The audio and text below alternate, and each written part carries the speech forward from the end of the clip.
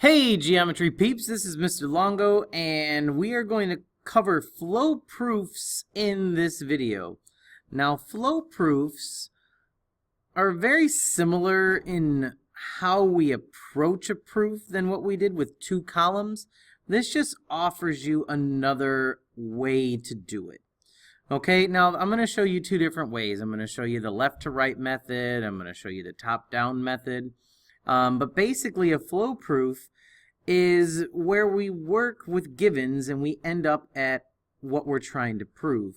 So for this example, we're trying to prove that triangle ABC is congruent to triangle EDC.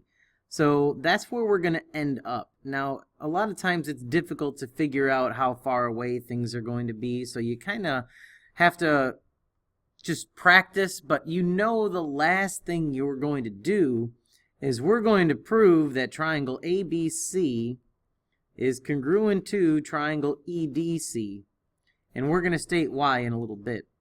And all the way at the beginning, we are going to write our givens. So the first thing we are given is C is the midpoint of AE. And I've seen some people make smaller boxes and you write given underneath. I've seen bigger boxes and you can just write your given right there. So that's what's given, is C is the midpoint of AE. Now, does that take you all the way to a congruent part to the triangle? And no, it doesn't. You have to remember C is the midpoint of AE doesn't finish by telling you something's congruent. C is the midpoint of AE will, however, tell you that AC is congruent to CE, and your reason would be midpoints cut segments in half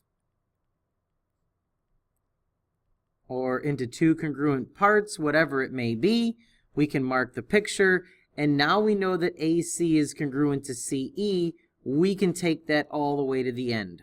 That's going to play a role in our congruent triangles. Another given we had, again, and here's another way you can do it. You can just say that angle A is congruent to angle E, and that would of course be given. So if you would rather do smaller boxes and write the given right underneath, that is fine as well.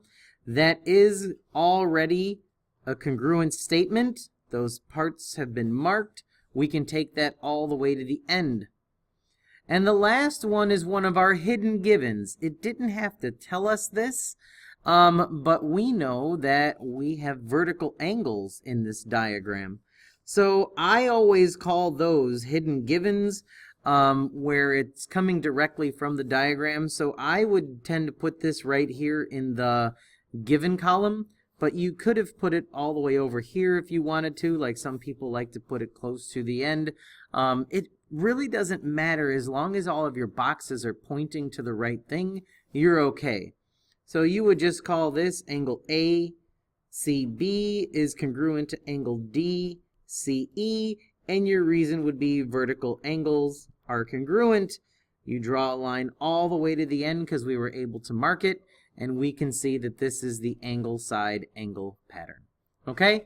So that is pretty much the exact same thing that you would do with a two-column proof. The only difference is we are now writing it in a little flow diagram. So number 2, I was going to show you the top-down method where you basically would just start your givens at the top, which you absolutely can do if you want, or you can, try it another way. But if you were to look at this, we have two givens plus the reflexive property, and you are going to go all the way down to proving that triangle ABC is congruent to triangle ADC. You just have to figure out by what. So why don't you pause the video and see if you can complete this flow proof, and we'll see how you do. So if you have AC is perpendicular to BD, that is your first given. Remember, whenever you're given a perpendicular statement, you have two statements to go. you need to first say that angle ACB and angle ACD are right angles. And because that's what perpendicular does. And then from there, you can say that those two angles are congruent. So you can say that angle ACB is congruent to angle ACD, and your reason is right angles are congruent. You finally have something congruent, so it can go to the triangles. The second one is just straight up given that AB is congruent to AD. So there's nothing else to prove with that. We can just go straight there. And then finally we have AC is congruent to AC by the reflexive property. And that's because it's a shared side. That can go straight there. And now, once we have all of our triangle marked, we see that this would be the HL pattern because it is angle side side, but we have the right angle. Okay? Now again, that is an option for proofs. If you like it better, you can use this one. Okay? But anyway, that's it for flow proofs. This is Longo and I'm out. See you, bye.